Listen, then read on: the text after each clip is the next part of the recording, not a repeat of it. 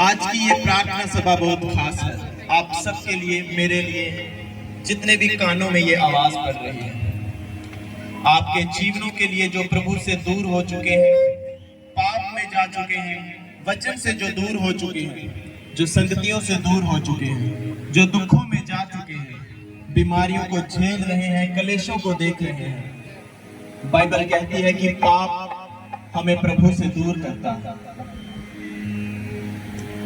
और शैतान को वो हक दे देता है कि वो हमारे जीवन में काम करे।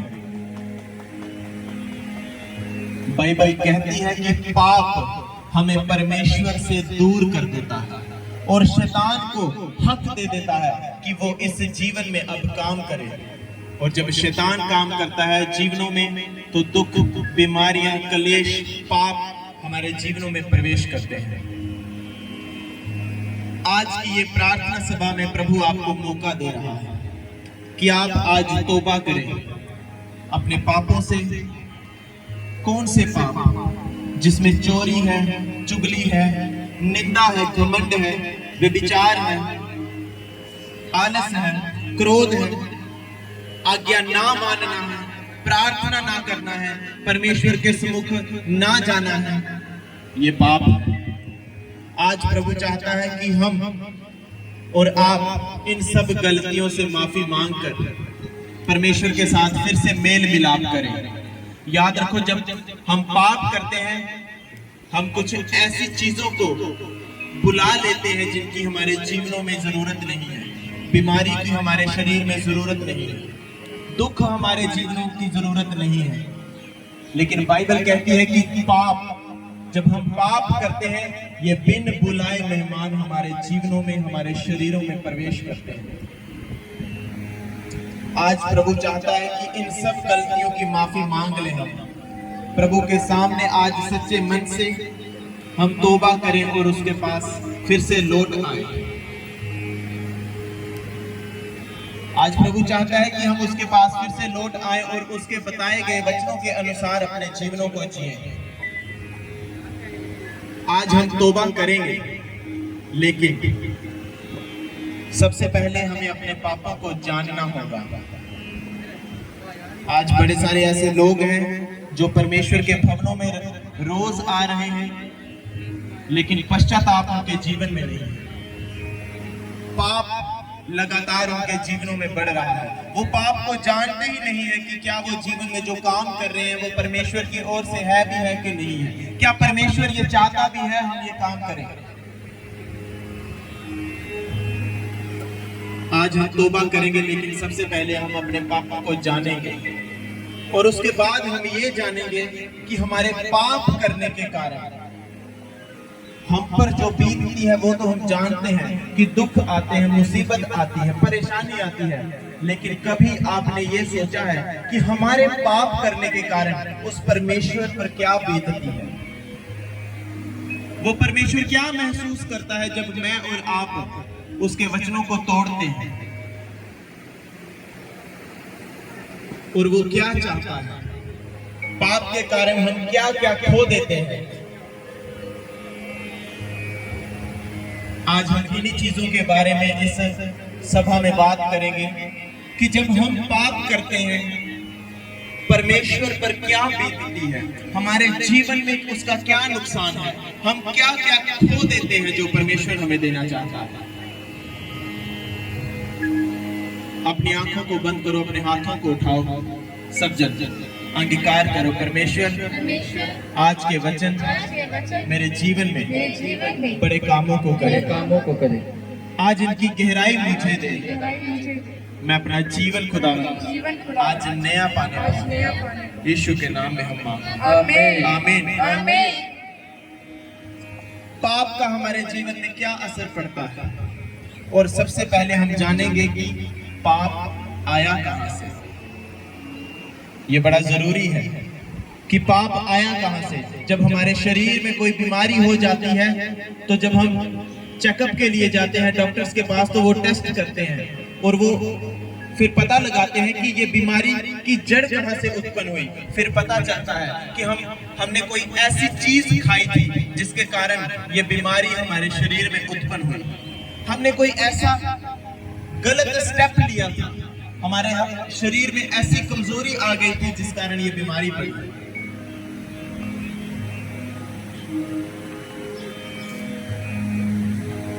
पाप का असर। आज अपने आप को रेगुलर जैसे आप चर्च में आते हैं वैसे मत लेना, नहीं तो आप वहीं के वहीं रह जाएंगे और सुनने वाले, अमल करने वाले आपसे कई गुना अधिक बढ़ जाएंगे। चाहे आप इस चर्च के मेन वॉलेंटियर क्यों ना हो, अगर आप अपने आज तन मन से इन वचनों को नहीं सुनेंगे, आराधनाओं को ग्रहण नहीं करेंगे, आपसे पीछे वाले लोग अगर सुनकर आशीषित हो जाएंगे, लेकिन आप वहीं के वहीं रह जाएंगे। और मैं नहीं चाहता कि आप एक ही जगह पर अब खड़े रहें। परमेश्वर में हमें आगे बढ़ना है तो अपनी कमियों को जानना होगा, अपनी गलतियों को मानना होगा और उसे छोड़कर आगे बढ़ना होगा। आप आराम से आज चर्च में बैठेंगे नहीं।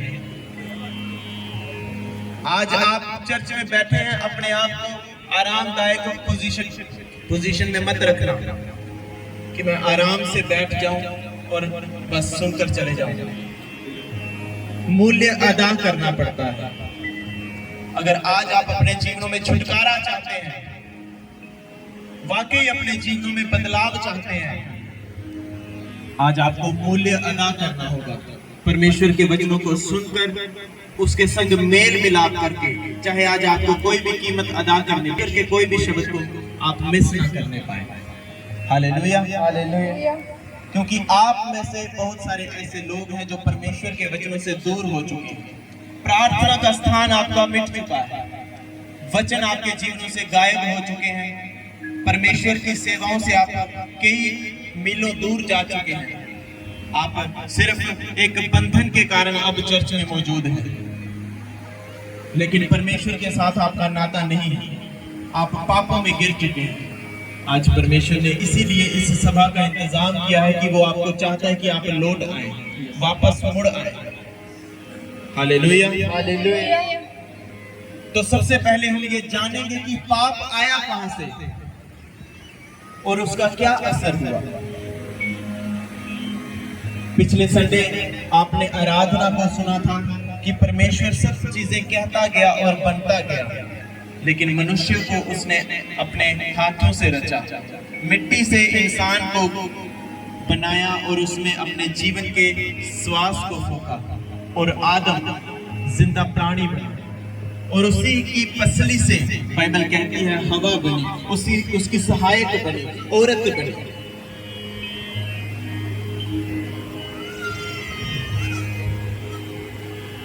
उन दोनों के समय से पाप जो था वो संसार में आया। आदम और हवा जब वो पृथ्वी पर मौजूद हुए, बाइबल कहती है उन्हीं के उस समय में पाप जो था वो संसार में प्रवेश कर गया। और हमने पढ़ा है कि जिस फल को परमेश्वर ने कहा था कि नहीं खाना है, वो भले और बुरे ज्ञान के वृक्ष का फल, उसका फल नहीं खाना है। बाइबल कहती है हवा बहकाई गई सांप के द्वारा और उसने वो फल खाया और पाप उनके जीवनों में प्रवेश कर गया। पाप केवल फल खाने से नहीं आया था, पाप एंटर किया था आज्ञा तोड़ने के कारण, परमेश्वर पर अविश्वास जताने के कारण। हम पढ़ेंगे उत्पत्ति 3 उसकी 1 से लेकर 13 आयत। आप नोट करेंगे सिर्फ और सुनते जाएंगे, समझते जाएंगे कि परमेश्वर का वचन क्या कहता है, क्या हुआ, क्यों पाप आया और उसका असर क्या हुआ। उत्पत्ति 3 उसकी 1 से लेकर 13 आयत पढ़ी जाएगी। आप सब ध्यान से सुने, आज आप एक भी शब्द मिस ना करें। हालेलुया। उत्पत्ति 3 उसकी 1। यहोवा परमेश्वर ने जितने बनैले पशु बनाए थे उन सब में सर्प धूर्त था और उसने स्त्री से कहा, क्या सच है कि परमेश्वर ने कहा कि तुम इस वाटिका के किसी वृक्ष का फल ना खाना? स्त्री ने सर्प से कहा, इस वाटिका के वृक्षों के फल हम खा सकते हैं, पर जो वृक्ष वाटिका के बीच में है उसके फल के विषय में परमेश्वर ने कहा है कि ना तो तुम उसको खाना और ना उसको छूना, नहीं तो मर जाओगे। तब सर्प ने स्त्री से कहा, तू निश्चय ना मरोगे, वरन परमेश्वर आप जानता है कि जिस दिन तुम उसका फल खाओगे उसी दिन तुम्हारी आंखें खुल जाएंगी और तुम भले बुरे का ज्ञान पाकर परमेश्वर के तुल्य हो जाओगे। सो जब स्त्री ने देखा कि उस वृक्ष का फल खाने में अच्छा और देखने में मनभावना है और बुद्धि देने के लिए चाहने योग्य भी है, तब उसने उससे तोड़कर खाया और अपने पति को भी दिया और उसने भी खाया। तब उन दोनों की आंखें खुल गई और उनको मालूम हुआ कि वे नंगे हैं। सो उन्होंने अंजीर के पत्ते जोड़ जोड़ कर लंगोट बना लिए। तब यहोवा परमेश्वर जो दिन के ठंडे समय वाटिका में फिरता था, उसका शब्द उनको सुनाई दिया। तब आदम और उसकी पत्नी वाटिका के वृक्षों में बीच में यहोवा परमेश्वर से छिप गए। तब यहोवा परमेश्वर ने पुकार कर आदम से पूछा, तू कहाँ है? उसने कहा, मैं तेरा शब्द बारिश में सुनकर डर गया, क्योंकि मैं नंगा था इसलिए मैं छिप गया। उसने कहा, किसने तुझे चिताया कि तू नंगा है? जिस वृक्ष का फल खाने को मैंने तुझे मना किया था, क्या तूने उसका फल खाया है? आदम ने कहा, जिस स्त्री को तूने मेरे संग रहने को दिया है, उसी ने उस वृक्ष का फल मुझे दिया है और मैंने खाया। तब यहोवा परमेश्वर ने स्त्री से कहा, तूने ये क्या किया है? स्त्री ने कहा, सर्प ने मुझे बहका दिया, तब मैंने खाया है। इस वचन में हमने पढ़ा है कि परमेश्वर ने जब आदम और हवा को बनाया तो उन्हें अदन की वाटिका में रखा। परमेश्वर ने उन दोनों के लिए एक खास स्थान रखा था। बाइबल कहती है अदन की वाटिका, इसका मतलब है आनंद का स्थान, खुशी का स्थान, जहां पर बाइबल बयान करती है कि परमेश्वर उनसे मिलने के लिए आया करता था। जहां पर उसने अपने उन मनुष्यों को रखा था, आदम और हवा को रखा था। बाइबल कहती है परमेश्वर उनके साथ संगति करने के लिए आया करता था। और परमेश्वर ने उस वाटिका में रहने के कुछ नियम उन्हें दिए थे कि तुम सब चीजों पर अधिकार रखो, लेकिन एक वृक्ष जो है भले और बुरे के ज्ञान का वृक्ष, इसके फल को तुम ना खाना, नहीं तो मर जाओगे। परमेश्वर ने आज्ञा दी थी। लेकिन बाइबल कहती है शैतान सांप के रूप में हवा के पास गया और उसे बहकाया कि तू इस फल को खा ले और तू अगर खाएगी तो परमेश्वर के समान हो जाएगी, परमेश्वर के बराबर हो जाएगी।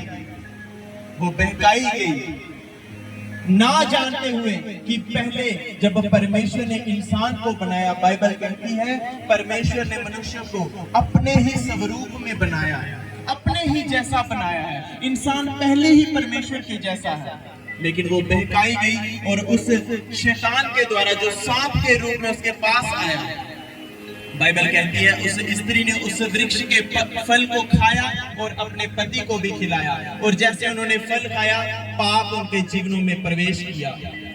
उन्होंने परमेश्वर की आज्ञा को तोड़ा और वो छिपने लगे। उन्हें आभास हो गया कि हम तो नंगे हैं। उनकी समझ खुल गई, उन्हें आभास हुआ कि वो तो नंगे हैं और उन्होंने पत्तों से अपने आप को ढक लिया। और जैसा परमेश्वर का वचन कहता है कि परमेश्वर उनके साथ मिलने के लिए अदन की वाटिका में आया करता था, और जब परमेश्वर वहां आया तो उन्हें ना पाकर परमेश्वर पुकार रहा था, आदम तू कहां है? उसने पुकारा कि आदम तू कहां है? और आदम पेड़ के पीछे से झुककर कह रहा है, परमेश्वर मैं नंगा हूं। परमेश्वर कहता, तुझे किसने बता दिया कि तू नंगा है? क्या तूने वो फल खा लिया? उसने कहा हाँ, इस हवा ने, जो तूने मेरी सहायक बनाकर भेजी थी, इसने मुझे वो फल खिला लिया। पाप आदम और हवा के समय में प्रवेश किया परमेश्वर की आज्ञा ना मानने के कारण। परमेश्वर ने जो आज्ञा दी थी, उन्होंने वो आज्ञा को तोड़ा और वो अपने पाप को छिपाने लगे, परमेश्वर से दूर हो गए। उन्होंने अपने पाप को छिपाने की कोशिश की। क्या आप क्या समझते हैं? क्या परमेश्वर जानता नहीं था कि उन्होंने उस फल को खा लिया? लेकिन परमेश्वर फिर भी प्रेमी परमेश्वर, बाइबल कहती वो इतना दयावान अनुग्रहकारी परमेश्वर है, वो फिर भी उनसे मिलने आया। उसने ये समझा होगा कि वो शायद अपने पापों को स्वीकार कर लें, लेकिन वो पाप करके छुपने लगे। लेकिन उस अदन की वाटिका में आनंद का स्थान जो परमेश्वर ने उन दोनों के लिए ठहराया था, उसमें उनको ना पाकर परमेश्वर पुकारता है, आदम तू कहां है? और आदम आवाज देता, प्रभु मैं नंगा हूं। इस प्रकार पाप प्रवेश कर गया इंसान के खून में, और ये पाप आज भी मौजूद है। आज हम भी पाप करने के बाद प्रभु के वचन से दूर हो जाते हैं। आज अपने अपने जीवनों को आप देखें। परमेश्वर का वचन अगर आपने सुना होगा, पढ़ा होगा, प्रचारों में, मोबाइल पर या खुद पढ़ा होगा, आप जान चुके होंगे कि परमेश्वर किन चीजों की आज्ञा हमें करने के लिए देता है और किन चीजों की मनाही करता है। आप अपने जीवनों में देखेंगे, आप भी आदम और हवा की तरह जब पाप करते हैं, परमेश्वर के वचन की आज्ञा को तोड़ते हैं, आप भी परमेश्वर से छिपने लगते हैं, जैसे वो आदम और हवा छिपने लगे। आप परमेश्वर की उस अदन की वाटिका से दूर हो जाते हैं जो उसने आपके लिए बनाई है। उस आनंद के स्थान से आप दूर हो जाते हैं। वो आनंद का स्थान आपकी प्रार्थना की वेदी है, जहां पर आप रोज प्रार्थना करते हैं। वो अदन की वाटिका आपकी संगति है, आपकी चर्च है, जिसे आप पाप के कारण, अविश्वास के कारण छोड़ देते हैं। प्रभु के वचन से जब हम दूर हो जाते हैं, संगतियों में नहीं जाते, क्योंकि हमने पाप कर लिया है और अविश्वास हमारे जीवन में फिर प्रवेश कर जाता है।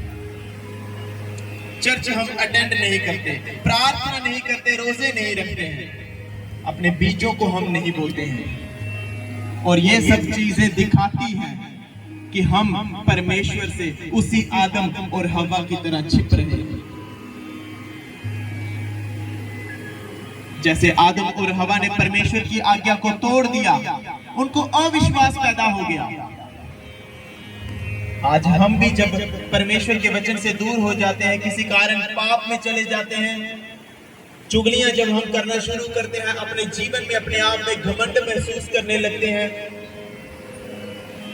नशों में हम जब जाते हैं, जब हम गलत रिलेशंस में जाते हैं, गलत संगतियां हम अटेंड जब करते हैं, हम परमेश्वर से दूर होते हैं।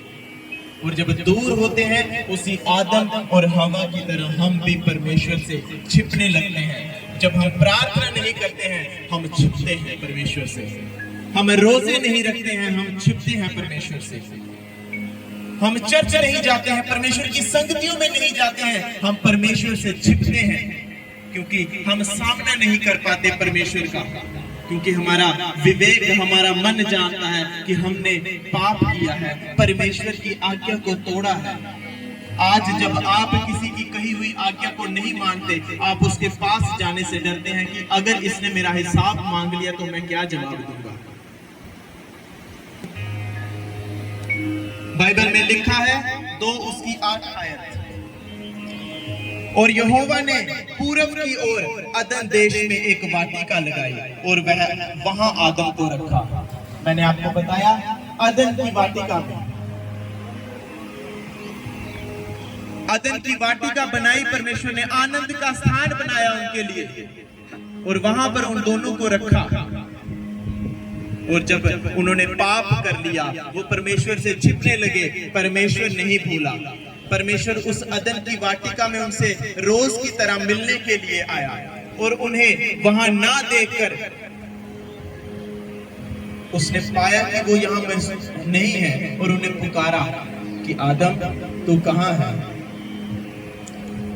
उत्पत्ति 3 उसकी 8 में लिखा है कि प्रभु अदन की वाटिका में आदम से रोज मिलने आता था, लेकिन जब आदम हवा ने पाप किया तो वो दोनों वहां से छिप गए, लेकिन प्रभु फिर भी उनसे मिलने आया और उन्हें ना पाकर पुकार कर कहता है कि आदम तू कहां है। आज आप जब परमेश्वर से दूर हो जाते हैं, आज भी मेरे और आपके जीवन में प्रभु ने अदन की वाटिका बनाई हुई है। वो अदन की वाटिका क्या है? आपके प्रार्थना का स्थान। आनंद की वाटिका, वो आनंद का स्थान आपका कहां है? जहां पर आप प्रार्थना करते हैं। आप प्रार्थना कहां करते हैं? आप अपने घरों में प्रार्थना करते हैं। एक वेदी बनाई है। आप अपने घर से किसी कारण दूर हैं, आपका हृदय जहां पर भी आप मौजूद है, प्रभु आपके लिए वहां ही आनंद का स्थान बनाता है। लेकिन आप परमेश्वर के साथ संगति नहीं करते। आपने उस अदन की वाटिका को छोड़ दिया। आज मैं आपसे बात नहीं कर रहा हूं, आज परमेश्वर का आत्मा आपसे बात कर रहा है। जो आपके लिए परमेश्वर ने उस आनंद के स्थान को बनाया है, परमेश्वर तो वहां रोज आता है अपने समय के अनुसार, और जब आप वहां नहीं होते, परमेश्वर पुकारता है, आशीष तू कहां है? मेरे बेटे तू कहां है? वॉलंटियर्स प्लीज बच्चों को संभालो, आगे पीछे के मूवमेंट्स को बंद करो। आपके लिए, मेरे लिए परमेश्वर ने अदन की वाटिका बनाई है, आनंद का स्थान बनाया है, प्रार्थना की वेदी। आप महसूस करें अपने जीवन में, जब जब आप प्रार्थनाएं करते हैं, आपके जीवन में आनंद रहता है, आपके जीवन में दलेरी रहती है, आपके जीवन में एक उमंग रहती है, आपके जीवन में दलेरी जोश रहता है। लेकिन जब आप उस परमेश्वर के बनाए गए स्थान से, प्रार्थना के स्थान से दूर होते हैं, चर्च से जब दूर होते हैं, उसकी संगतियों से दूर हो जाते हैं, उसके प्रभु के दासों से जब आप दूर होते हैं, आपके आनंद का स्थान खो जाता है। आप फिर चिड़चिड़े रहते हैं, परेशान रहते हैं, ये ना जानते हुए कि आप अपने आनंद के स्थान को खो चुके। आज भी मेरे और आपके जीवन में प्रभु ने अदन की वाटिका बनाई है, वो है हमारी प्रार्थना का स्थान। जब आज भी हम अपने उस स्थान पर नहीं जाते, तो प्रभु पुकारता है, मेरे बेटे तू कहां है? आदम तू कहां है? जैसे उसने पुकारा था उस अदन की वाटिका में, जब वो आदम से मिलने के लिए आया और समय पर उसे जब ना पाया, उसने कहा, आदम तू कहां है? आज परमेश्वर आपको नाम ले लेकर पुकार रहा है, मेरे बेटे तू कहां है? जब आप प्रार्थनाओं की वेदियों पर नहीं हैं, आप उसकी संगतियों में नहीं हैं, आज परमेश्वर आपको पुकार रहा है कि मेरे बेटे तू कहां है? वो तो समय के अनुसार आपके उस प्रार्थना की अदन की वाटिका में आ चुका है। जब आप वहां नहीं हैं, आप सो गए हैं, आप पार्टियां कर रहे हैं, आप ऐसे काम कर रहे हैं जहां पर परमेश्वर नहीं चाहता।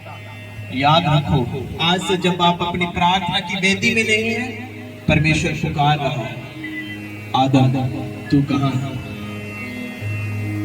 आपको वो पुकार रहा है आपका नाम ले लेकर कि मेरे बेटे तू कहां है? अब जो आप आराधना सुनेंगे, उसमें आप परमेश्वर का दर्द महसूस करेंगे। आपने तो पाप करके परमेश्वर की संगति को छोड़ दिया, लेकिन उस परमेश्वर पर क्या बीतती है जब वो आपको उस पाप के गड्ढे में गिरा हुआ ही देखता है और आप वापस नहीं आते। अपने स्थानों पर खड़े हो जाएं। आराधना में हम आदम तू किथे है? आदम तू किथे है? आदम तू किथे आजा। परमेश्वर का दर्द आज महसूस करना है, अपने आप को सोचना है कि मैं परमेश्वर से कितना दूर हो चुका हूं, लेकिन वो परमेश्वर मुझे पुकार रहा है। आप अपने नाम को सोचो कि वो परमेश्वर आपका नाम लेकर आपको पुकार रहा है। जब हमारा चहेता इंसान हमसे दूर हो जाता है या बिछड़ जाता है, हमें ये जग की रौनकें बेकार लगती हैं। हमारे अंग संग चाहे कितनी भी कीमती चीजें क्यों ना हो, वो बेकार लगती हैं। चाहे कितनी भी रौनकें हो, उदासियां ही लगती हैं, क्योंकि वो चहेता जिससे हम प्रेम करते हैं वो हमारे संग नहीं होता। आज परमेश्वर अपना दर्द आपको सुनाएगा कि जब आप प्रार्थनाओं से दूर हो जाते हैं, उसकी संगति से दूर हो जाते हैं, उसके वचन को जब आप तोड़ देते हैं, उस पर क्या बीतती है। वो फिर भी उम्मीद लगाए बैठा होता है कि मेरा बेटा आज वापस आएगा, कि मेरा बेटा आज तौबा कर लेगा। चेता मैनू भुल गया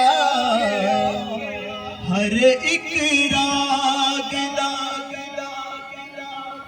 चुप कर बह गया संगीत मेरे बाग दा।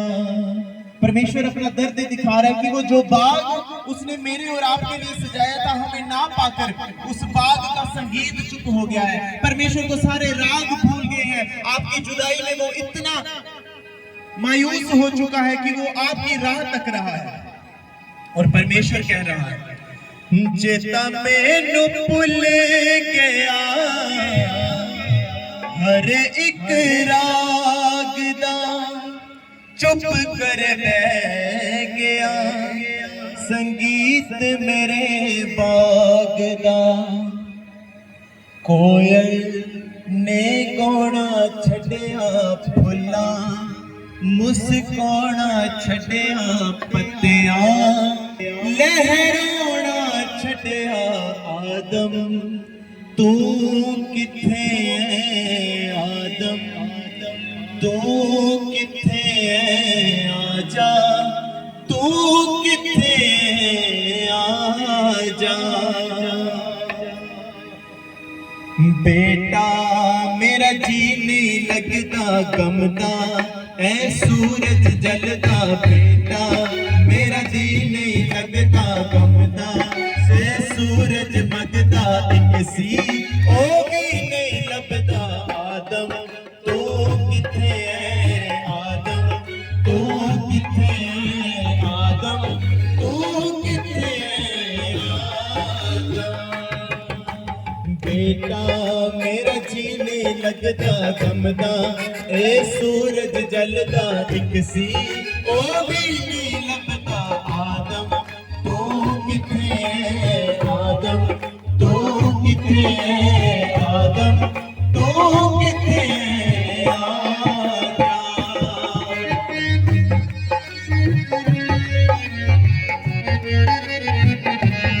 परमेश्वर का दर्द है इस आराधना में। जब आप परमेश्वर से दूर हैं, वो आज भी पुकार रहा है आपका नाम ले लेकर कि तू कहाँ है, मैं तेरा इंतजार कर रहा हूँ। तू पाप में फंस चुका है, मैं तेरा इंतजार कर रहा हूँ।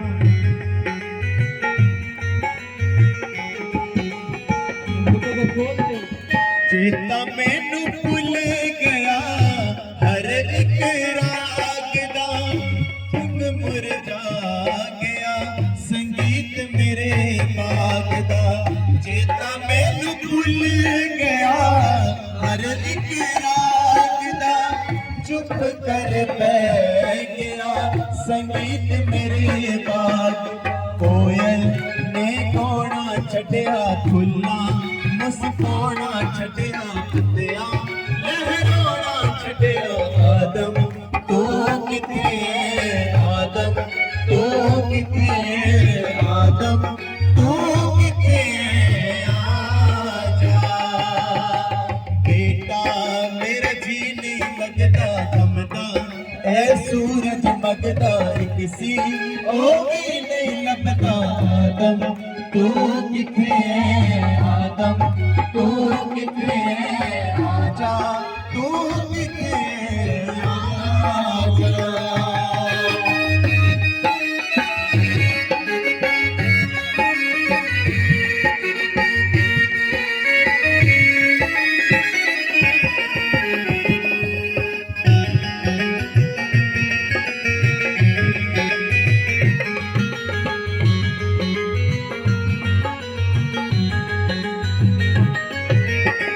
चेता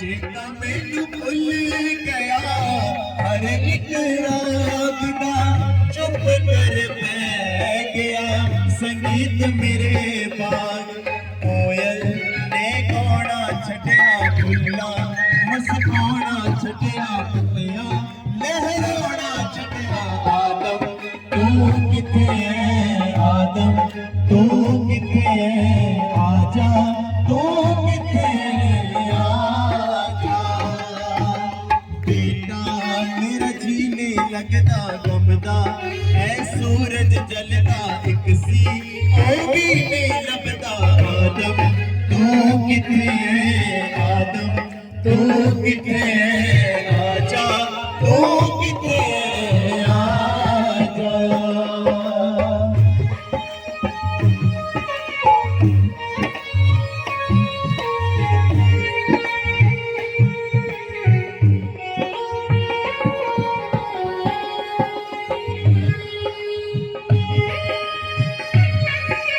अपने आप को जांचते हुए कि मैं परमेश्वर से कितना दूर जा चुका हूँ, लेकिन वो परमेश्वर आज भी मुझे पुकार रहा है कि तू कहाँ है मेरे बेटे।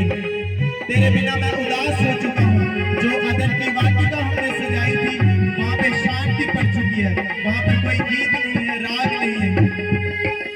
सोचे आसी तुम्हें अमो सामने खलोणगे असी जदों मिलांगे ते गीत शुरू होणगे सोचे आसी तुम्हें अमो सामने खलोणगे असी जदों मिलांगे ते गीत शुरू होण छा गई हाय घोर उदासी शामा दा वेला ओसी पावे ना जोर उदासी आदम तू किथे है आदम तू किथे है आदम तू किथे है आदम बेटा तेरा जी नहीं लगदा गमदा ऐ सूरज लगदा एक सी ओ भी नहीं लभदा आदम तू किथे है आदम तू किथे है आजा तू किथे है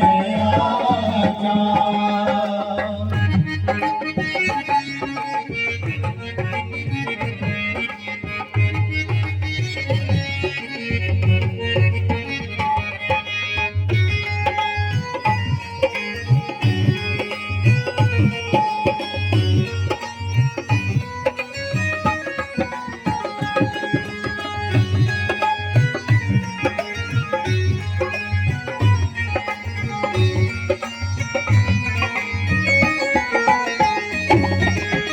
सीने खूब जान वाला तेरे पड़ गया है कंध उत्ते लिखी तस्वीर पड़ गया है सीने खूब जान वाला तेरे पड़ गया है कंध उत्ते लिखी तस्वीर पड़ गया है तेनों मैं मोड़ लियाना फिर तो ये बाग सजोना इथे तू मुड़ के आना आदम तू किथे है आदम तू किथे है आजा तू किथे है आजा सीने खूब जान वाला तीर पड़ गया कांच होते लगी तस्वीर पड़ गया सीने खूब जान वाला तीर पड़ गया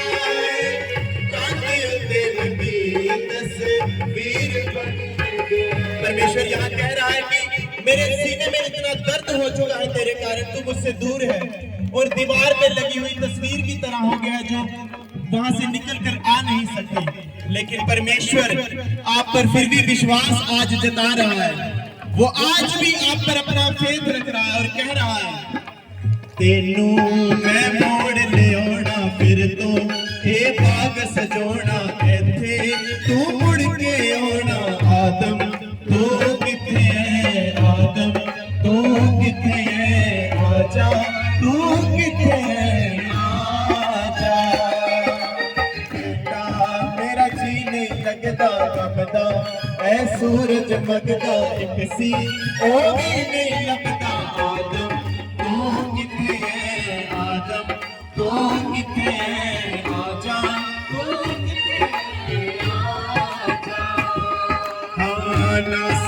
ने तेरे सारे पापा नू है ले लिया मुड़ आजा यसू कहते किथे आ तू रह गया नासरी ने तेरे सारे पापा नू है ले लिया मुड़ आजा यसू कहते किथे आ तू रह गया खातिर तेरी जान गवाई वेखी किते भुल ना जावी दुनिया विच दिल ना लगावी आदम तो किथे है आदम तो किथे है आजा तो किथे है आजा खातिर तेरी जान गवाई वेखी किते भुल ना जावी दुनिया विच दिल ना लगावी आदम तू किथे है आदम तू किथे है आजा तू किथे है आजा बेटा मेरा जी नहीं लगता गमदा ये सूरज मगदा एक सी वो भी नहीं लभदा आदम तू किथे है आदम तू किथे है आजा तू किथे है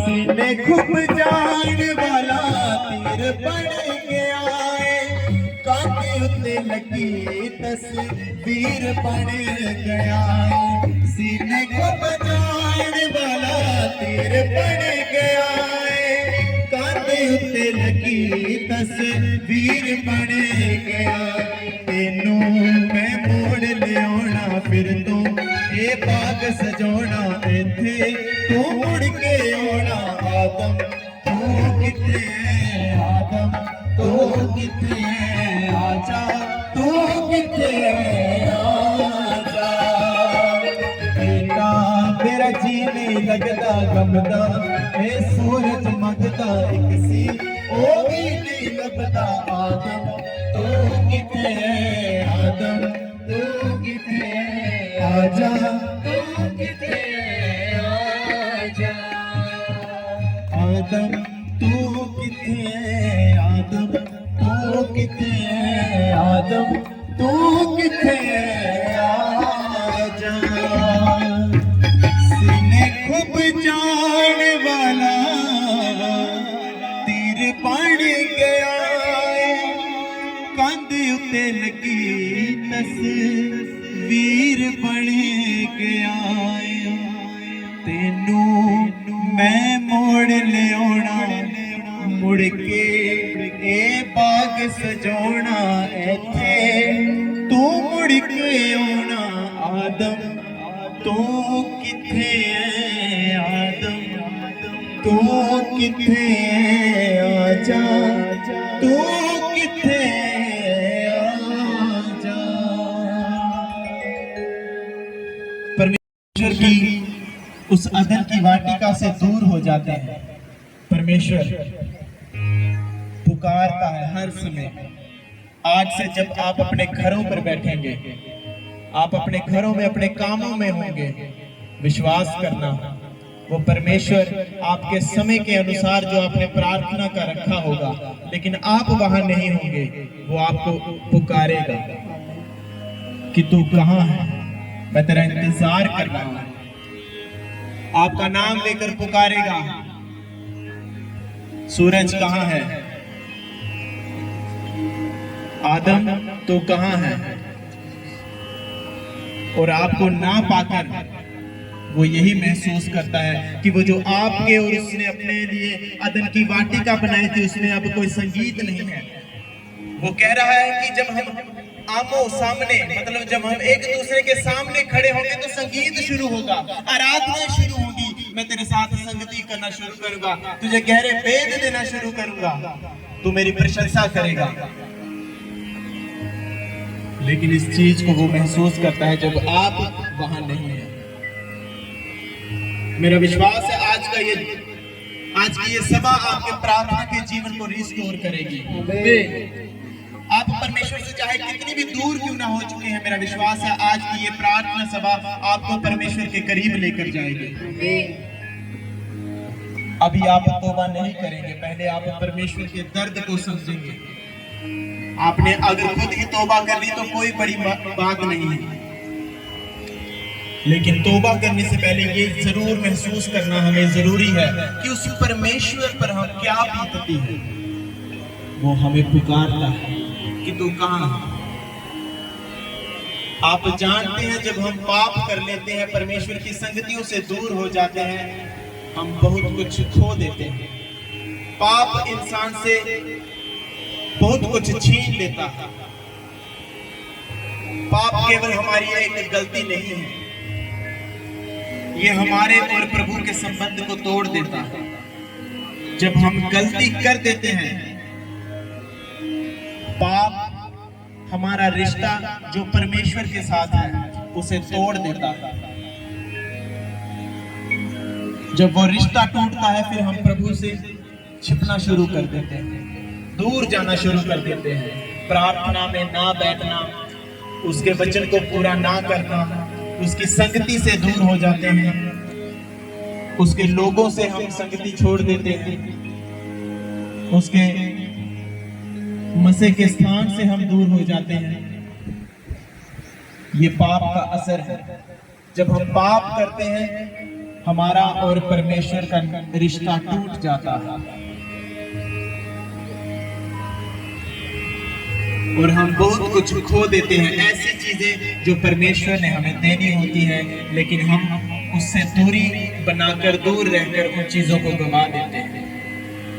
प्रभु से हम छिपना शुरू कर देते हैं। हमें डर लगने लगता है हर एक जीवन के हालात से।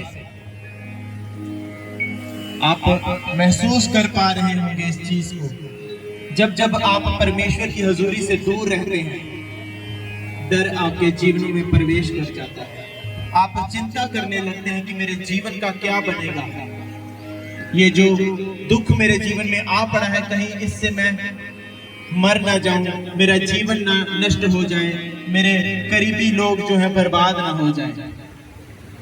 डर महसूस होने लगता है। कब? जब प्रभु की हजूरी से हम दूर रहते हैं, पाप में जब हम पड़ जाते हैं, हमें डर लगता है, शर्म महसूस होने लगती है। जब जब हम पापों में गिरते हैं, डर हमारे जीवनों में प्रवेश करता है और शर्म हमारे जीवनों में आ जाती है। हम लोगों के सामने जाने से डरते हैं जब हम पाप कर बैठते हैं, किसी भी प्रकार का। आप देखो, अगर आप चुगली भी करते हैं, लेकिन अगर आप किसी मसे वाले इंसान के साथ खड़े होंगे, आप शर्म महसूस करोगे अपने आप को देखकर। आप जब प्रार्थना में बैठने जाएंगे, आप शर्म महसूस करेंगे। आप नजरें नहीं उठा सकते परमेश्वर की हुजूरी में, क्योंकि वो पाप आपको डर महसूस करवाता है, आपको दिखाता है कि तू कितना बड़ा कमजोर इंसान है, कितना नीच इंसान है। ये पाप के लक्षण है। और आज भी पाप यही करता है जो उसने आदम और हवा के जीवन में किया।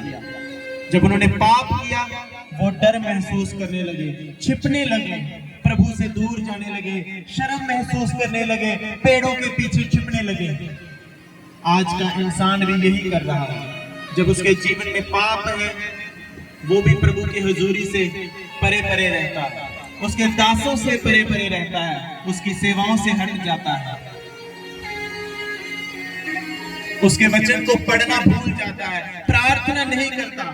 मैं आपको एक बात बताता हूँ, आप प्रार्थना क्यों नहीं कर पा रहे हैं? क्योंकि आप अपने आप में शर्म महसूस करते हैं प्रभु की हुजूरी में जाने से। क्योंकि आपका मन आपको चिताता है कि तू कितना बड़ा पापी है, तूने परमेश्वर के वचनों को पूरा नहीं किया, तू परमेश्वर के वचनों को तोड़ता है। और आपका विवेक, आपका मन अंदर से कहता है कि नहीं, प्रार्थना नहीं करता। और ये शर्म पाप करने के कारण आती है। आप मिलो ऐसे इंसानों से जो प्रभु के वचन में बने रहते हैं, उसकी आज्ञा को मानते रहते हैं। उनके लिए हर समय यही होता है कि वो कब प्रार्थना के लिए बैठे, कब प्रभु के साथ समय को बिताएं। लेकिन आज के इंसान में ये चीज नहीं है, क्योंकि वो जब अपना दिन शुरू करता है, अपने पापों को गिनना शुरू कर देता है। और प्रार्थना करने वाले समय तक उसके पापों का घड़ा इतना भर जाता है कि वो अपने आप को इतना पावरफुल नहीं समझता कि वो प्रभु के पास चला जाए, क्योंकि वो शर्म महसूस करता है। बेशक लोगों के सामने वो बड़ा दलेर बने, कि मुझे नींद लगी है या मैंने प्रार्थना कर ली है, मैं अपने समय पर प्रार्थना करूंगा। नो, जो प्रभु ने मुझे अगुवाई दी वो यही है कि वो इंसान शर्म महसूस करते हैं, डरपोक हैं, प्रार्थना में बैठने से डरते हैं, क्योंकि अपने पाप उनके सामने आते हैं। वो अपने पापों को जब देखते हैं और डरते हैं कि मैं प्रभु के पास कैसे जाऊंगा, मैंने तो नशे किए हैं, मैंने तो आज किसी को गालियां निकाली हैं, मैंने तो आज चोरी की है। वो ये डरते हैं और प्रभु की हजूरी में जाना दूर हो जाते हैं, प्रभु की हजूरी से परे हो जाते हैं, प्रभु की हजूरी से कई कोसों दूर चले जाते हैं।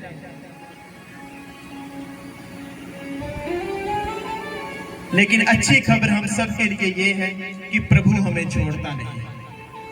आमीन। आपने चाहे लाख पाप कर दिए हैं, आपने अभी देखा है कि जब आदम और हवा ने पाप कर दिया, प्रभु ने उन्हें छोड़ा नहीं, वो फिर भी उनसे मिलने आया, वो फिर भी अपने उन प्रिय लोगों से मिलने आता है। उसी अदन के स्थान पर, उसी आपके आनंद के स्थान पर, उसी आपकी प्रार्थना की वेदी पर वो आपसे मिलने आता है और आपको ना वहां पाकर वो दुखी होता है। वो चाहता है आप प्रार्थना में आ जाएं, उसके पास आ जाएं, उसके सिंहासन के पास आ जाएं, ताकि वो आपको क्षमा कर सके, आप तौबा कर सके, आप जो गिर चुके हैं आपको फिर से वो उठाकर खड़ा करे। लेकिन हम उसके पास जाना मुनासिब नहीं समझते। हमने अगर पाप कर दिया है, उसकी हजूरी से हम दूर हो गए हैं, फिर हम अपने जीवन को बदोबदी, जिसे हम कहते हैं, जानबूझकर दूर लेकर चले जाते हैं उसकी हजूरी से, और दूर, अगले दिन और दूर होते होते इतने दूर हो जाते हैं कि प्रभु का एक कण भी उनके जीवनों में दिखाई नहीं देता। आप मिलो ऐसे इंसानों से जिनको कई हफ्ते महीने हो गए हैं प्रभु की हजूरी में आए हुए, प्रार्थना करते हुए, वचन नहीं जो पढ़ते, उनसे मिलकर देखो, आप निराश हो जाओगे, आप दुखी हो जाओगे, आप परेशान हो जाओगे, क्योंकि उनके जीवनों में परेशानियां हैं। उनके मुख से हमेशा आप क्रोध वाली बातों को देखोगे, लड़ाई झगड़े, प्रभु की अविश्वास की बातें,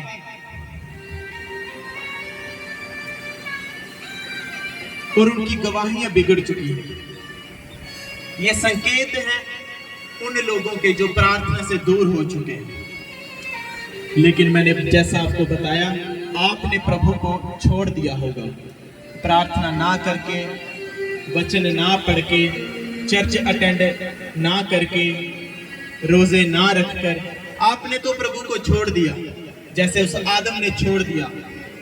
लेकिन प्रभु आज भी हम सबको ढूंढ रहा है, आज भी वो हमारा इंतजार कर रहा है, आज भी वो इंतजार कर रहा है कि मेरे बेटे, मेरी बेटियां जो मुझसे खो चुकी हैं, जो मुझसे बिछड़ चुकी हैं, वो लौट आए, वो लौट आए, उन्हें मैं फिर से उठाकर खड़ा करूं जहां से वो गिर गए हैं, उन्हें मैं फिर से चलाऊं जहां पर वो रुक गए हैं। उनसे जो गलतियां हो गई हैं मैं उन्हें माफ कर कर उनको आगे बढ़ाऊं, आशीषित करूं। आपका बच्चा चाहे कितनी भी बड़ी गलती क्यों ना कर दे, जब वो आपके पास लौट आता है, आप कभी भी उसे धिक्कार नहीं करते, आप उसे बल्कि गले से लगाते हैं, प्रेम करते हैं, फिर से उसकी मदद करते हैं उसके जीवन को सुधार करने की। परमेश्वर भी ऐसा है। वो हम कैसे जानेंगे? जब हम आगे के वचन को पढ़ेंगे और जानेंगे परमेश्वर सच में हमारी कितनी फिक्र करता है। आप जो लोग, चाहे बुजुर्ग हैं, चाहे जवान हैं, बच्चे हैं, जैसे भी हैं, आप जो प्रभु की हुजूरी से दूर हो चुके हैं, प्रभु आज भी इंतजार कर रहा है, एड़ियां उठा उठा कर देख रहा है रास्तों की तरफ कि शायद अभी आ जाए, शायद आज आ जाए मेरा बेटा जो मुझसे खो चुका है, शायद आज वो आ जाए। प्रभु एड़ियां उठा उठा कर देख रहा है, जैसे एक माँ अपने पुत्र के रास्ते को देखती है, एड़ियां उठा उठा कर, उसको दिखाई नहीं पड़ता लेकिन फिर भी अपनी एड़ियां उठा कर देख रही है, अल्ले तक नहीं आया, शाम पड़ चुकी है लेकिन मेरा पुत्र नहीं आया, मेरी बेटी नहीं आई। जैसे एक माँ को फिक्र रहती है, परमेश्वर भी हमारी ऐसी ही फिक्र करता है। वो ये देखता है कि आज मेरा बेटा मेरी हजूरी में आ जाए। जब जब आप उसकी हजूरी में जाएंगे आप आशीषित ही होंगे, आप शांति को ही पाएंगे। जब एक बेटा अपने बाप से दूर हो जाता है, जब एक मनुष्य प्रभु की संगति से दूर हो जाता है, उसके जीवनों में क्या होता है हम आगे पढ़ेंगे। परमेश्वर हमारी चिंता करता है। लूका 15 उसकी 11 से लेकर 24 आयत आप नोट करें और जो पढ़ा जा रहा है ध्यान से सुनेंगे। ये एक उजाड़ू पुत्र की कहानी है। लूका 15 उसकी 11 से लेकर 24 आयत ध्यान से सुनेंगे।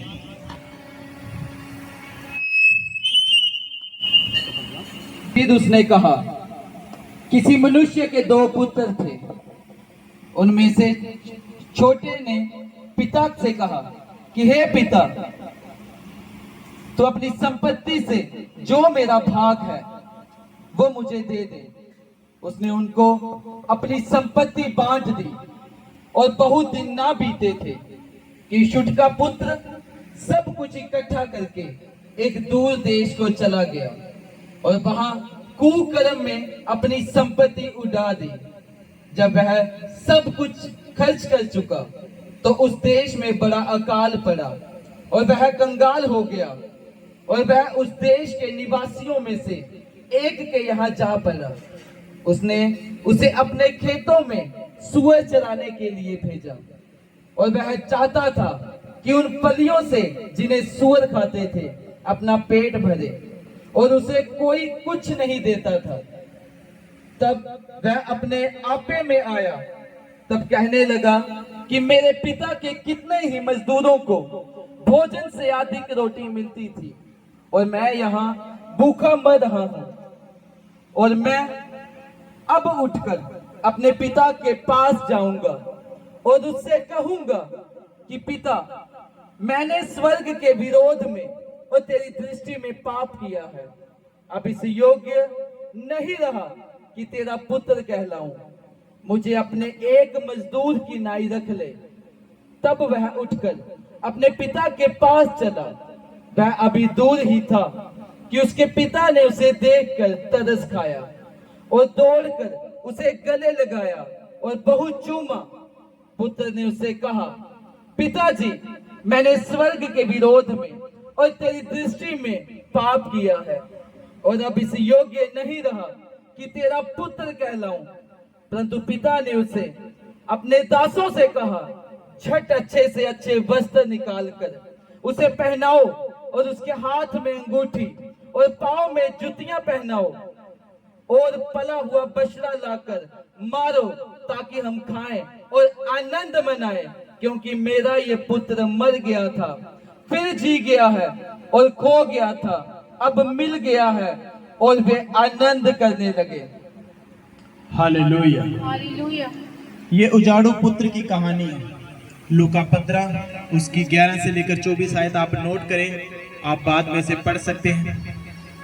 इस कहानी में क्या होता है कि एक बाप जिसके 2 पुत्र हैं, छोटे वाला बेटा उसे कहता है कि मेरे जो जो प्रॉपर्टी था इस समय दे दे,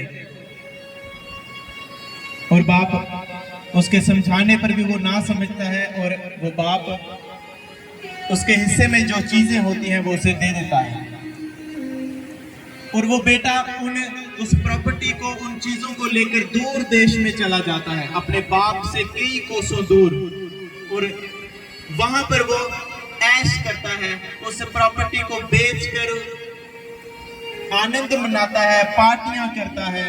दूर देश में अगर आप इसे डीप में पढ़ें तो बाइबल कहती है उसने कई प्रकार की आयाशियां, जिसे कहते हैं कि जुए खेले, नशे किए, इस प्रकार से उसने वो जो अपने बाप की ओर से उसे चीजें मिली थी उजाड़ दी।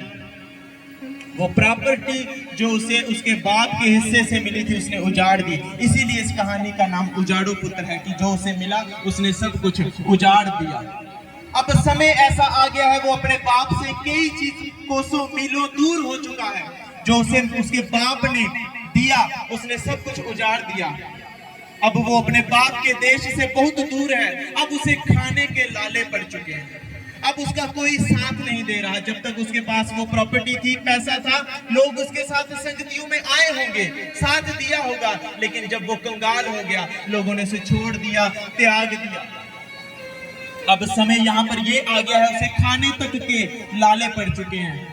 और बाइबल कहती है वहां पर वो एक सेठ के पास गया और उसे मजदूरी करने का काम मिल गया। लेकिन जहां पर वो मजदूरी करता था, सूअरों को चराने का, बाइबल कहती है कि जो सूअर खाते थे वो उजाड़ू पुत्र खाता था।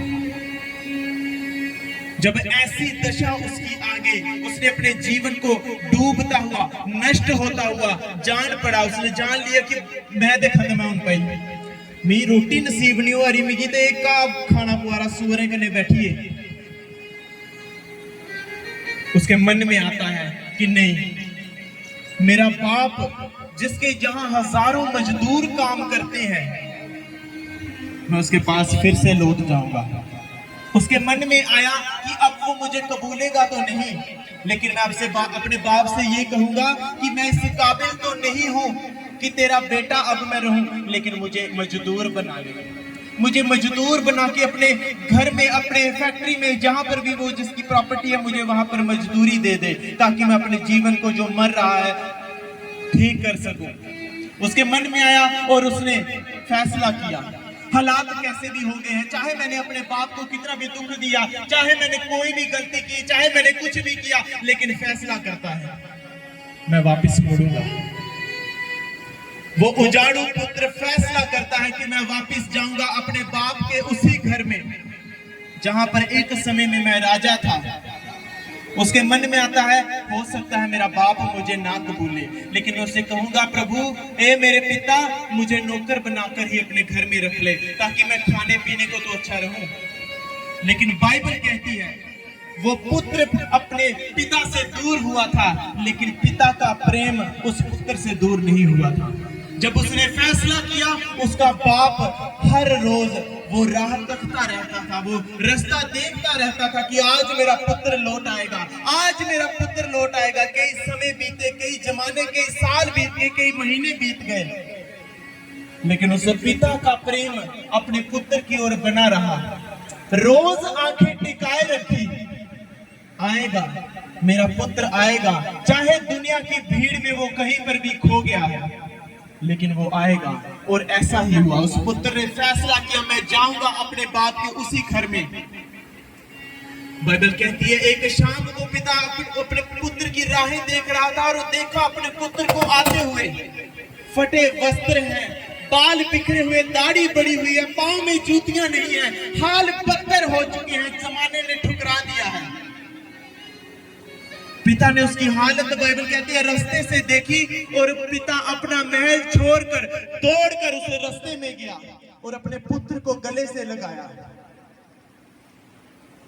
वो पुत्र जो एक समय पर उसको त्याग कर चले गया, बाइबल कहती है उस पिता का प्रेम उससे एक पल भी कम नहीं हुआ, एक मिनट भी कम नहीं हुआ। अभी वो रास्ते में ही था, पिता अपने महल को छोड़कर, बाइबल कहती है, दौड़कर अपने पुत्र के पास गया और उसे गले से लगाया और अपने नौकरों को बुलाया कि आओ, इसे अच्छे वस्त्र पहनाओ, अंगूठी पहनाओ, जूतियां पहनाओ पांव में। ये मेरा पुत्र है जो खो गया था, आज वापस आ गया है, आनंद बनाओ, मेरे राज्य में ये वापस आ गया है। उसी प्रकार आज परमेश्वर भी अपने पुत्रों को जो खो चुके हैं, पाप में गिर चुके हैं, शर्मिंदगी में जा चुके हैं, प्रभु से दूर हो चुके हैं, प्रार्थना में दूर हो चुके हैं, आज जब आप फैसला करोगे प्रभु के पास वापस जाने का, वो परमेश्वर आंखें टिकाए हुए आज भी राहों को तक रहा है कि मेरे पुत्र आज वापस आ जाएगा। और जब वो आपको आज फैसला करते हुए देख रहा है, जब आपको वो आज मुड़ता हुआ देख रहा है, आप नहीं जानते वो कितना आनंदित आज हो रहा है। आमीन आमीन। उस उजाड़ू पुत्र की तरह, उसके पिता की तरह उस पुकार को आज सुनो और महसूस करो, आपने प्रभु का साथ छोड़ दिया, सेवाओं में छोड़ दिए, चर्च आना छोड़ दिया, प्रभु की संगति छोड़ दी, वचन छोड़ दिया, लेकिन प्रभु आज भी एड़ियां उठा उठा कर आपकी राहें तक रहा है। याद रखो, वो बेटा घर से दूर गया था, लेकिन पिता का प्रेम उससे दूर नहीं गया। आज कोई भी जन प्रभु से कितना भी दूर क्यों ना हो, लेकिन वो प्रभु की दया उससे दूर नहीं जाती है। आपने गलती की है, वापस आ जाओ। आपने पाप किया है, वापस आ जाओ। आपने प्रभु को छोड़ दिया है, आज वापस आ जाओ। आपने प्रार्थना नहीं की है, प्रार्थना करना छोड़ दिया है, आज वापस आ जाओ। क्योंकि प्रभु आज भी आपको बुला रहा है। वो कह रहा है कि बेटे घर लौट आ। वो प्रभु आज एक एक जन से आपसे कह रहा है कि मेरे बेटे घर लौट आ। जो दुनिया की भीड़ में तू खो चुका है, घर लौट आ। वो पुकार रहा है। आमीन। दुनिया में क्यों खो रहा, मिलेगा कुछ भी ना फल जो बो रहा। तो आजा घर लौट आ बेटे घर लौट आ। दुनिया की भीड़ में क्यों खो रहा। अपने स्थानों पर खड़े हो जाए और परमेश्वर की पुकार को आज सुनो, समझो इस आराधना में, क्योंकि वो परमेश्वर आज भी पुकार। आप दुनिया की भीड़ में किसी भी प्रकार में पाप में खो चुके हैं, गलत रिश्तों में जा चुके हैं, नशों में जा चुके हैं, लेकिन परमेश्वर आज भी आपको पुकार रहा है। तू आजा घर लौट आ बेटे घर लौट आ। दुनिया की भीड़ में क्यों खो रहा। मैं ढूंढूं उस भेड़ को जो खो गई, गुनाहों की जेल में बंद हो गई। ये परमेश्वर आपसे कह रहा है, वो आज भी आपको ढूंढ रहा है, उस भेड़ को ढूंढ रहा है जो गुनाहों की जेल में बंद हो चुकी है। मैं ढूंढूं उस भेड़ को जो खो गई, गुनाहों की जेल में बंद हो गई। को दूर होकर हम कुछ भी हासिल नहीं कर सकते। अपनी आंखों को बंद रखो, महसूस करो, प्रभु से दूर होकर हम कुछ भी हासिल नहीं कर सकते। इसलिए हमें उसकी ओर मुड़ना होगा। जो हो गया उसे भूलना होगा। अब जो आगे की जिंदगी है उसे प्रभु को सौंप दो। अपने पापों को आज मानकर उसके सामने आज क्षमा को मांग लो, प्रभु दया करेगा। अब सवाल ये है कि हम माफी कैसे पाएंगे और हमें कौन माफी देगा। तो बाइबल कहती है पहला यूहन्ना उसकी 1 से लेकर 9 में, अगर हम अपने अपराधों को मान लें तो वो हमारे अपराधों को, हमारे पापों को माफ करने में और सब अधर्म से शुद्ध करने में विश्वास योग्य और धर्मी है। परमेश्वर यहाँ प्रभु यीशु मसीह की बात कर रहे हैं इस वचन में कि अगर हम सब जन अपने अपराधों को मान लें और उन्हें छोड़ दें तो परमेश्वर हमारे अपराधों को माफ करने में विश्वास योग्य और धर्मी है। परमेश्वर के द्वारा ही हमें माफी है, प्रभु यीशु मसीह के द्वारा ही हमें माफी है। अभी हमें मुड़ना होगा उस परमेश्वर की ओर, मुड़ना होगा हमें उस परमेश्वर की ओर। हमारे जीवनों को आज जो कुछ भी हो गया है, हमारे जीवन उथल पुथल हो चुके हैं, पाप में गिर चुके हैं, नशे में जा चुके हैं, अब उसे भूल जाओ। अब अपने जीवन को मोड़ना होगा परमेश्वर की ओर और पश्चाताप करना होगा। और याद रखो, पश्चाताप का मतलब केवल कहना ही नहीं है कि मुझसे गलती हो गई, बल्कि अपने पाप को पहचानना है, स्वीकार करना है, पाप से मुड़ना है और प्रभु की ओर हमें फिर से आज लौटना है। प्रेरितों के काम 3 उसकी 19 आयत में लिखा है कि मन फिराओ और लौट आओ कि तुम्हारे पाप मिटाए जाएं। मन फिराने का मतलब है अलग तरीके से सोचो। जैसे ये दुनिया सोचती है वैसे नहीं सोचना है, जैसे ये दुनिया कर रही है वैसे नहीं सोचना है, वैसे नहीं करना है। दुनिया आज नशे के भी आपको फायदे गिनाएगी, लोग अफीम के आपको फायदे गिनाएंगे, चरस के आपको फायदे गिना देंगे, आपको सिगरेट पीने के फायदे गिना देंगे, आपको शराब पीने के फायदे गिना देंगे, गलत रिलेशन रखने के लोग आपको फायदे गिना देंगे। लेकिन बाइबल कहती है मन फिराना है, इन सब चीजों से दूर होना है। जैसे दुनिया सोचती है वैसे नहीं सोचना है, अलग तरीके से सोचना है, अलग तरीके से सोचना है, प्रभु के वचन के अनुसार सोचना है।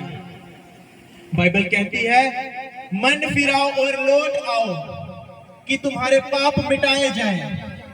यशायाह उसकी 1:18 में लिखा है कि तुम्हारे पाप चाहे लाल रंग के भी क्यों ना हो तो भी मैं बर्फ के समान उन्हें सफेद कर दूंगा।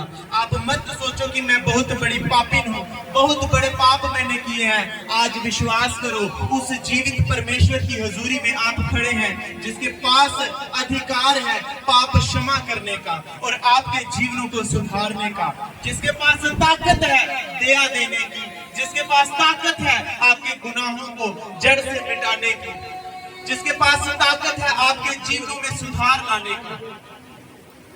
मन फिराओ लौट आओ, परमेश्वर यही चाहता है। वो कहता है तेरे पाप चाहे लाल रंग के भी क्यों ना हो, कितने भी बड़े क्यों ना हो, मैं उसे बर्फ के समान सफेद कर दूंगा। तेरे मन की मैली चादर जो सफेद थी एक समय पर अभी दाग लग चुके हैं पाप के, वो कितने भी क्यों ना हो, मैं उसे मिटाकर फिर से श्वेत कर दूंगा। लेकिन कब? जब हम मन फिराव करेंगे, जब हम पश्चाताप करेंगे, अपने पाप को जब हम पहचान जाएंगे और स्वीकार करेंगे कि हाँ मैंने पाप किए हैं और प्रभु से क्षमा मांगेंगे। यशायाह 55 उसकी 7 आयत में लिखा है कि दुष्ट अपनी चाल छोड़कर परमेश्वर की ओर लौटे, क्योंकि परमेश्वर बहुत क्षमा करता है। दुष्ट कौन है? जो प्रभु के वचनों से हट जाता है, जो प्रभु के वचनों की आज्ञा नहीं मानता है। बाइबल कहती है दुष्ट अपनी चाल से हट जाए और लौट आए, वो लौट आए, क्योंकि प्रभु बहुत क्षमा करता है। पहला यूहन्ना उसकी 1 और उसकी 7 आयत में लिखा है कि यीशु का लहू हमें सब पापों से शुद्ध करता है। बाइबल कहती है प्रभु यीशु मसीह के लहू के जैसी इस संसार में, इस पूरे ब्रह्मांड में कोई चीज नहीं है। वो ही लहू हमें ताकत देता है, शिफा देता है, माफी देता है, जोर देता है, बल देता है, परमेश्वर के साथ मेल मिलाप करने की ताकत देता है। वो लहू आज भी जीवित है। आप जब देखते हैं परमेश्वर के लहू को, आप अपने ऊपर मांगते हैं, आप अपने जीवनों में चंगाई को महसूस करते हैं, अपने पाप आप धुलते हुए देखते हैं। हालेलुया। याद रखो, आपका पश्चाताप केवल आंसुओं से ही काफी नहीं है। सच्चा पश्चाताप जीवन में बदलाव लेकर आता है। क्या आप आज तैयार हैं सच्चा पश्चाताप करने के लिए? यस। अपने हाथों को उठाकर बोले परमेश्वर से कि हाँ परमेश्वर, हाँ परमेश्वर, आज मैं तैयार हूँ पश्चाताप करने के लिए, क्योंकि मैं जान चुका हूँ मेरे पाप करने के द्वारा आप बहुत दुखी हो। आज मैं अपने मन फिरा, अपने पापों को छोड़ता हूँ। परमेश्वर आज मैं केवल आंसुओं से ही नहीं, बल्कि अपने जीवनों में बदलाव को लेकर आऊंगा। यही मेरा सच्चा पश्चाताप। याद रखो, सच्चा पश्चाताप वही है। अगर आप पहले झूठ बोलते थे, अगर आप आज पश्चाताप करेंगे, अब आप सच बोलेंगे। यस। आप पहले लोगों से नफरत करते थे, लेकिन अब आप उन्हें माफ करेंगे। यस। आप पहले चोरी करते थे, अब आप ईमानदारी बरतेंगे।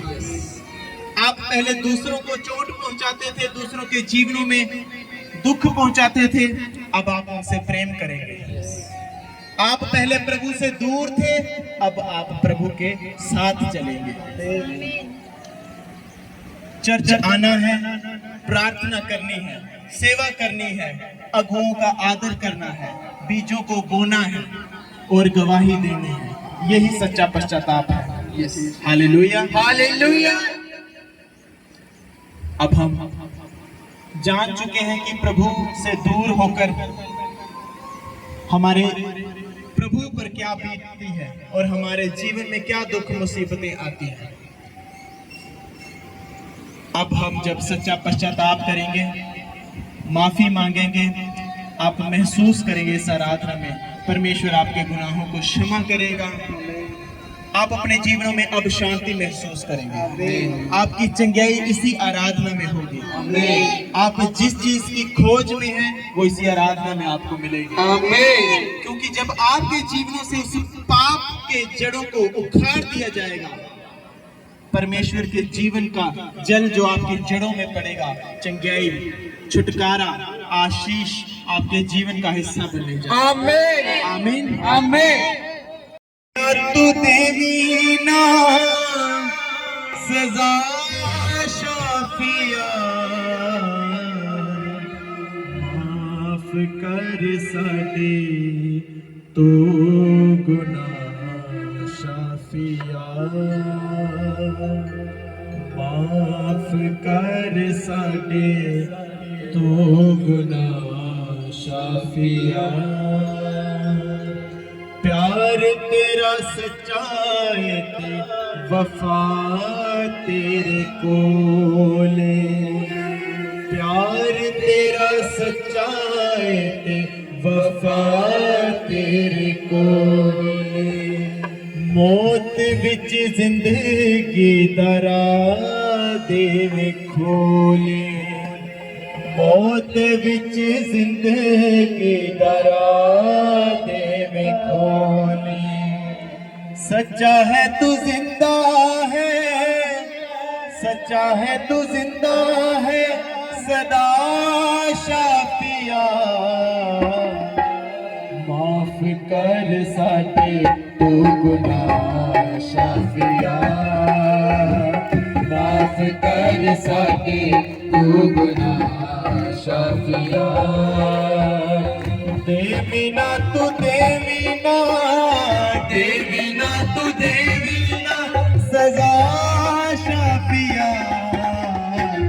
माफ कर साडे तू गुनाह शाफिया, माफ कर साडे तू गुनाह शाफिया। प्यार तेरा सच्चा है ते वफा तेरे कोले, प्यार तेरा सच्चा है ते वफा तेरे कोले। मौत विच जिंदगी दरा देवे खोले, मौत विच जिंदगी दरा देवे खोले। सच्चा है तू जिंदा है, सच्चा है तू जिंदा है, सदा शाफिया। माफ कर साडे तू गुनाह शाफिया, माफ कर साडे तू गुनाह शाफिया। हाँ देवीना तो देवीना, देवीना तो देवीना, सजा शाफिया। माफ कर साडे तू गुनाह शाफिया, माफ कर साडे तू गुनाह शाफिया। कर कर बदिया मैं जीवन उजाड़िया, कर कर बदिया मैं जीवन उजाड़िया।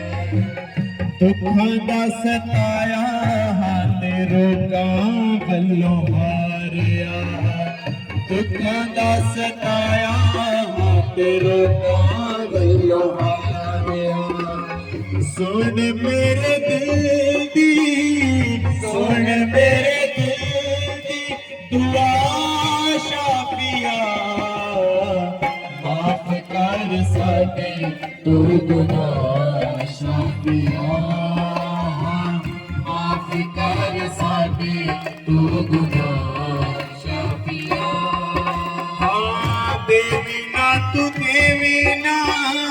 देवी ना तू देवी ना सजा शाफिया माफ कर साडे तू गुनाह शाफिया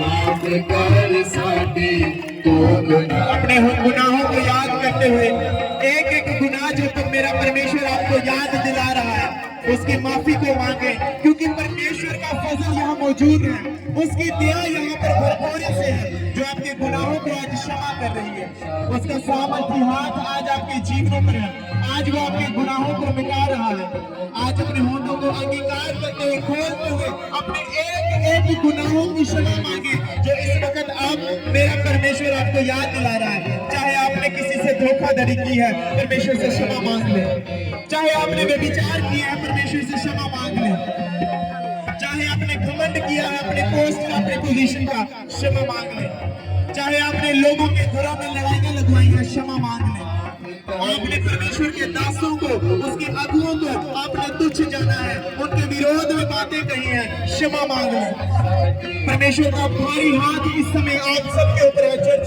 जो दया बरसा रहा है वो क्षमा कर रहा है आज के आपके गुनाहों को और आप देखेंगे जैसे आप सच्चे मन से आज तौबा कर रहे हैं परमेश्वर आपको आपकी चंगाई से आपके छुटकारे से नवाज रहा है आशीषित कर रहा है देवी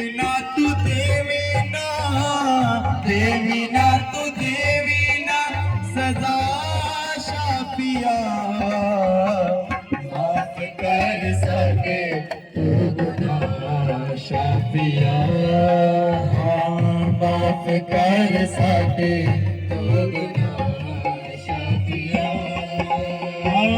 प्यार तेरा सच्चा है ते वफा तेरे कोले प्यार तेरा सच्चा है ते वफा तेरे कोले मौत विच जिंदगी दरा देवे खोले मौत विच जिंदगी दरा देवे खोले सच्चा है तू जिंदा है सच्चा है तू जिंदा है सदा शाफिया माफ कर साडे तू गुनाह शाफिया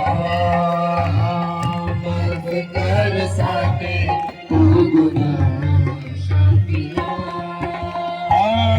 हर वेले पलाए ते बड़ा वफादार हर वेले पलाए ते बड़ा वफादार हालेलुया नारा सुने करे हो दी दीवारे हालेलुया नारा सुने करे हो दी दीवारे तू ही मेरी टाल दे तू ही मेरी टाल दे फतेह शाफिया माफ कर साके तू गुनाह शाफिया आप जो परमेश्वर से दूरी में ना चुके हैं प्रार्थना में ना जाकर परमेश्वर से क्षमा मांगे और उससे वायदा करें खुदावंद आज से तेरी हजूरी में मैं मौजूद रहूंगा परमेश्वर आप पर दया कर रहा है क्षमा कर रहा है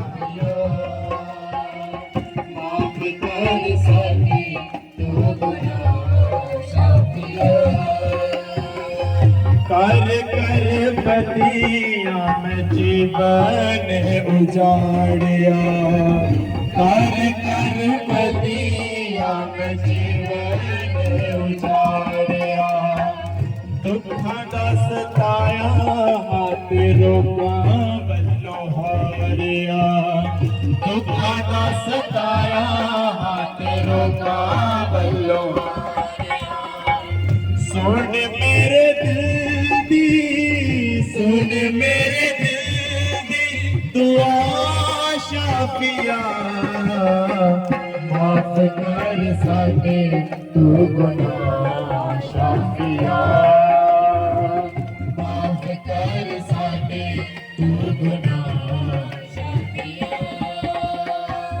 देवी ना तू देवी ना, देवी ना तू देवी ना सजा शाफिया, माफ कर साडे तू गुनाह शाफिया,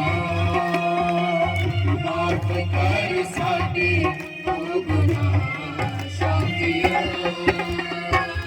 देवी ना तू देवी ना, देवी ना तू देवी ना सजा शाफिया, माफ कर साडे तू गुनाह शाफिया, माफ कर साडे तू गुनाह शाफिया।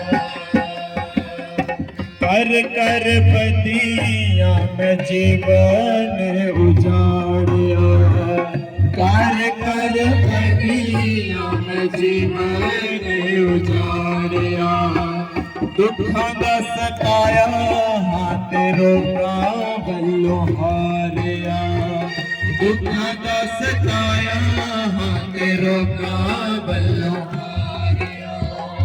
सुन मेरे दिल दी, सुन मेरे दिल दी दुआ शाफिया, माफ कर साडे तू गुनाह शाफिया, माफ कर साडे तू गुनाह शाफिया। अपने होठों को खोले सज्जन, माफ कर साडे तू गुनाह शाफिया, माफ कर साडे तू गुनाह शाफिया। ऐसे जो मानो रब्बा कर दे माफ खता मानो, रब्बा कर दे माफ खता मानो। सच्चे मन से आज परमेश्वर के आगे तौबा कर लें। मैं कहता हूं आप अगर सच्चे मन से आज तौबा कर रहे हैं, जिस चीज की ख्वाहिश में है आप, वो आप आज इस हजूरी से पाकर जाएंगे। चाहे वो आपके शरीर के दुख है, दर्द है, बीमारियां हैं, आप चंगाई को पाकर जाएंगे।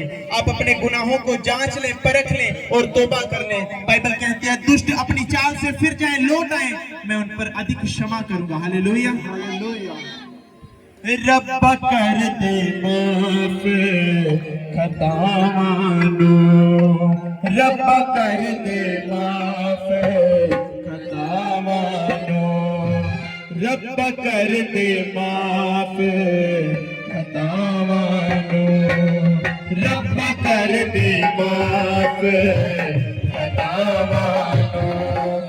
नहीं सहन जोगा में सजा मानो, नहीं सहन जोगा में सजा मानो, नहीं सहन जोगा में सजा मानो, रब्बा कर दे माफ खता मानो, रब्बा कर दे माफ खता मानो। तेरी रहमत जिसे कर बस दिए, ओ तो दुख बीमारी नस दिए। तेरी रहमत जिसे कर बस दिए, ओ तो दुख बीमारी नस दिए। कौन बहुत मिठे काले ने, कौन बहुत बैठे खाले रब्बा सिद्धियां कर दे राहनो, रब्बा सिद्धियां कर दे राहनो, रब्बा सिद्धियां कर दे राहनो, रब्बा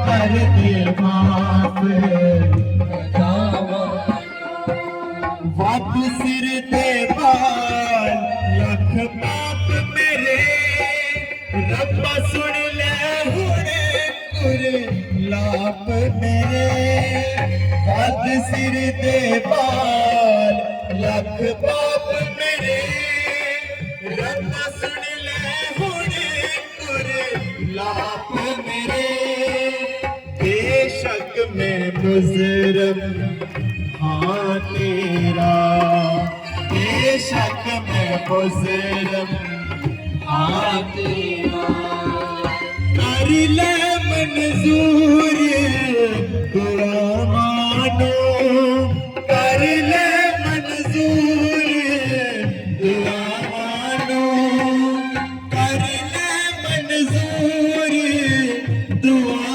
मानो रब कर दे माफ खतावां अपने हाथों को उठाकर रब कर दे सच्चा पश्चाताप लेकर ताकि वो परमेश्वर आप पर दया करे नहीं सहन जोगा मैं सजा मानो नहीं सहन जोगा मैं सजा मानो रब कर दे माफ खता मानो रब कर दे माफ खता मानो जे रब दी गल नो मन लेता ना विच मुसीबतां ते पैंदा जे रब दी गल नो मन लेता ना विच मुसीबतां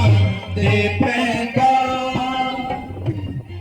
परमेश्वर का वचन यहाँ कह रहा है, इस आराधना में कहा जा रहा है कि हम अगर परमेश्वर के वचनों पर ही चलते रहते, उससे दूर ना होते, तो हम मुसीबतों में ना पड़ते। आज आप देखो अपने जीवनों में अगर दुख है, मुसीबत, परेशानी है, अपने आप से सवाल करो, क्या आप परमेश्वर के वचनों पर चले? नहीं। आज समय है तौबा कर कर परमेश्वर के साथ फिर से मेल मिलाप करने का। आमीन। हाँ जे रब दी गल तू मन लेता ना विच मुसीबतां दे पैंदा जे रब दी गल तू मन लेता ना विच मुसीबतां दे पैंदा सदा पढ़दा रहां मैं कलाम तेरा सदा पढ़दा रहां मैं कलाम तेरा इन्ना चानन कर दे निगाहां इन्ना चानन कर दे निगाहां इन्ना चानन कर दे निगाहां रब कर दे माफ रब कर दे माफ खतावां नहीं सहन जुगो मैं सजावानो नहीं सहन जुगो मैं सजावानो नहीं सहन जुगो मैं सजावानो रब कर दे माफ सजावानो रब कर दे माफ तेरी रहमत जिस कर वसदी है उथों दुख बीमारी नसदी है तेरी रहमत जिस कर वसदी है उथों दुख बीमारी नसदी है हुण बहुत बैठे ने खा लेने हुण बहुत बैठे ने खा लेने रब्बा सिद्धियां कर दे रामानो रब्बा सिद्धियां कर दे रामानो रब्बा सिद्धियां कर दे रामानो रब्बा होकर अंगीकार करते जाए। मेरा परमेश्वर आप पर दया बरसाए। प्रभु यीशु के सामर्थ्य नाम में जितने जन आज सच्चा पश्चाताप कर रहे हैं, परमेश्वर की दया उन पर आए, उनके पाप मिटाए जाएं, उनके जीवन नए हो जाएं। जो गिर चुके हैं आज पश्चाताप करें। मेरा सामर्थ्य परमेश्वर आज उन्हें उठाकर खड़ा कर रहा है, फिर से जोर दे रहा है, ताकत दे रहा है प्रभु में आगे बढ़ने की, प्रार्थना करने की, आराधना करने की, वचन पढ़ने की, प्रभु के साथ मेल मिलाप करने की। आप ताकत को ग्रहण करो यीशु के नाम में। रब कर दे माफ, रब कर दे माफ, खता मानो, खता मानो, खता मानो, खता मानो। नई सैन जोगा में सजा मानो, कृपा कर दे माफ, खता मानो। तालियों के साथ धन्यवाद।